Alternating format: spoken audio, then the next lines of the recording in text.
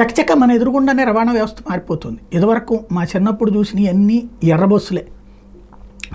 Luxury bus అంటే ఇప్పట్లో ఉన్న ఎక్స్ప్రెస్ బస్సు అప్పుడు మాకు లగ్జరీ బస్సు. ఆ తర్వాత కాలంలో సూపర్ లగ్జరీ బస్సులు అని వచ్చినాయి. ఇప్పుడు ఓ రకంగా చెప్పాలంటే హైదరాబాద్ నుండి వచ్చేటటువంటి హైటెక్ బస్సు లాంటివి అనమాట.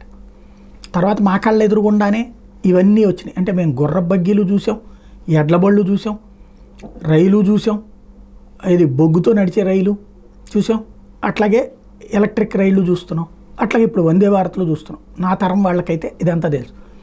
ఇప్పుడు అట్లాంటిది ఇంకా కొత్త సిస్టమ్స్ వైపుకి వెళ్ళిపోతున్నాం. విమానాలు చూసాం, హెలికాప్టర్లు చూస్తున్నాం, అన్నీ చూస్తున్నాం.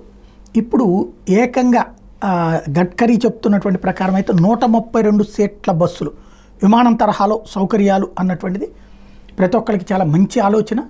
మెయిన్ ట్రాన్స్పోర్ట్ రంగంలో పెద్ద లాస్ ఏమవుతుందంటే ఈ టూరిస్ట్ బస్సుల దగ్గర ఇబ్బంది పడుతున్నారు. లాంగ్ బస్సుల దగ్గర ప్రభుత్వాలేమో మెయింటైన్ చేయలేకపోతేనే ఎక్కువ మంది స్టాఫ్ కావాలి. అదే సందర్భంలో ప్రైవేట్ వాళ్ళకి వచ్చేటప్పటికి లాస్ నడుస్తుండటం వల్ల ఇబ్బంది అవుతుంది. ఎందుకని సీట్లు తక్కువ ఉంటుంది. అదే 132 సీట్లు అంటే ప్రాఫిటబుల్ అవుతుంది. కాకపోతే లాంగ్ రేంజ్లో ఉండేటటువంటి వాటికి ఉపయోగం. మంచి ఆలోచన. ఇట్లాంటి మరిన్ని ఆలోచన రావాలని కోరుకుందాం.